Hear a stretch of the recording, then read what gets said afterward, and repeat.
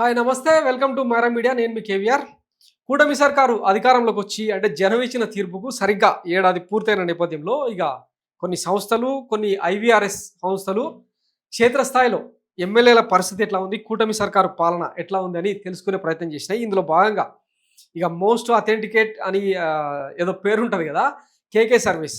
గతంలో ఆయన వైఎస్ఆర్సీపీకి 14 సీట్లు వస్తాయి, తర్వాత పవన్ కళ్యాణ్కు 100% స్ట్రైక్ రేట్తో 21కి 21 సీట్లు గెలుస్తాడు, 130కి పైగా టీడీపీ గెలుస్తుందని ఏదైతే సర్వే అంచనాలు చెప్పాడో అవి వాస్తవానికి దగ్గరగా రావడంతో ఇక కేకే పేరు సంచలనంగా మారిన సంగతి తెలిసిందే.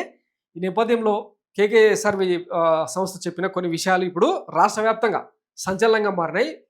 మొత్తంగా అంటే దేశ రాజకీయాల్లోనే ఏపీ పాలిటిక్స్ అనేవి కొంత డిఫరెంట్ కదా. ఈ నేపథ్యంలో ఆయన చెప్పిన ఒక మాట ఏంటంటే, ఇప్పటిదాకా అంటే కూటమి సర్కార్లోని చాలామంది మెజారిటీ ఎమ్మెల్యేలు తాము ఏదైతే సాధించిరో అందులో 30% పైగా ఓట్ షేర్ను కోల్పోయినరు. ఇది ప్రత్యర్థి పార్టీకి అంటే మెయిన్గా వైసీపీకి, వైఎస్ జగన్కు కలిసి వచ్చే అవకాశం ఉంది అని చెప్పి ఆయన రివీల్ చేసిన విధానం నిజంగానే క్షేత్రస్థాయిలో అట్లాంటి పరిస్థితి ఉందా అని చెప్పి చర్చ పెద్ద ఎత్తున జరుగుతోంది. మైరా మీడియాగా మేము కూడా స్థానికంగా కొంతమందిని అడిగే ప్రయత్నం చేస్తే నియోజకవర్గాల వారిగా ఇదే విషయం తేలిందనమాట. ఈడు తప్పిస్తే ఇంకెవడు గెలిచినా మాకు ప్రాబ్లం లేదు అనే స్థాయికి అంటే ప్రస్తుతం ఉన్న ప్రజాప్రతినిధులను చీదరించుకుంటున్నారు.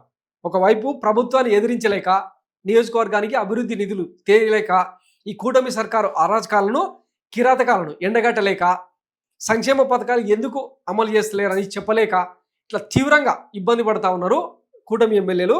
సో ఇంకా ఈ మన పచ్చ పత్రికలు, పచ్చ డబ్బాలు, ఇంకా వాళ్ళు పెట్టే డిబేట్లు, డిస్కషన్లు ఇవన్నీ పక్కన పెడితే మొన్న జూన్ 4వ తారీఖున వైసీపీ నిర్వహించిన వెన్నుపోటు దినోత్సవం ఏదైతే ఉందో, బ్యాక్ స్టాబింగ్ డే, అది ఎంత పెద్ద ఎత్తున అనూహ్య స్పందన వచ్చిందో తెలిసిందే కదా. ఒక పార్టీ కార్యక్రమానికి రాష్ట్ర వ్యాప్తంగా ప్రజలందరూ కూడా స్వచ్ఛందంగా తరలి వచ్చి అంత పెద్ద ఎత్తున మద్దతు ఇస్తారని చెప్పి ఈవెన్ వైఎస్ జగన్మోహన్ రెడ్డి కూడా ఆశించలేదు.